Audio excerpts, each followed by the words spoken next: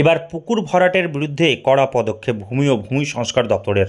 পুকুর ভরাটের অভিযোগ পেয়ে ভরাটের কাজ আটকালো ভূমি ও ভূমি সংস্কার দপ্তর।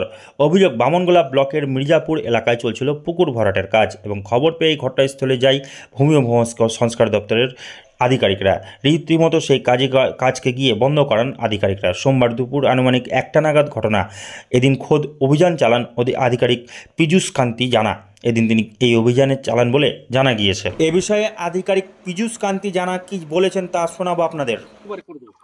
আমার ড্রেনটা নাহলে খোঁড়া হবে না, বৃষ্টি হয়ে গেলে ব্যবস্থা আমি কথা দিলাম আপনাকে বুধবারে করে দেবো।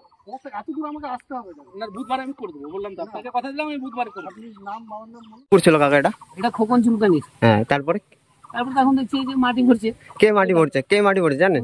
বাবলু ভরছে নাকি? বাবলু বলতে বাবলু কোন? ওই যে মিস্ত্রি বেটা। এটা কি সরকারি পুকুর ছিল না রায়তিস পুকুর ছিল? এটা সেটাও আমরা বলতে পারবো না, কিন্তু কাগজ এখানে গন্ডগোল ছিল নাকি বলে। হ্যাঁ, তারপরে তখন মাটি ভরছে। একদিন তখন এখানে পাড়ার এখানে বাধা দিল। হ্যাঁ, বাধা তো শুনবো না, আমি খেলবো মাটি কিছু করার করে নিব। কে বলেছিল এই কথাটা? ওই যে বাড়ির চাঁড়াটাই। কে বলছিল? বাধা দিয়েছিল তা ওকে কে হুমকি দেখাচ্ছিল? এরাই তো ছিল নাকি বাবলু নাকি শুনছে। তোমার নাম কি কাকা? আমার নাম শান্তনু। বাড়ি? এই তো এখানে মির্জাপুর। মির্জাপুরে পুকুর যেটা ভরাট হচ্ছে বলে খবর এসেছিল, আমরা সঙ্গে সঙ্গে ব্যাপারটাকে ইন্টারসেপ্ট করি।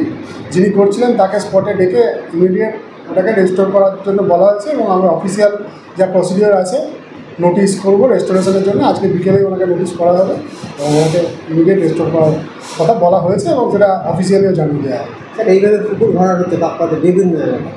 আমরা যখনই খবর পাচ্ছি তখনই আমরা সঙ্গে সঙ্গে ইন্টারসেপ্ট করছি। আপনাদের কাছে নিশ্চয়ই খবর আছে, গতকালও একটা এরকম ঘটনা আমাদের নজরে এসেছিলো। সঙ্গে সঙ্গে আমরা সেখানে যাই এবং সেই জায়গায় ভরাট বন্ধ করেছি এবং তাকেও রেস্টোর করার জন্য বলা হয়েছে।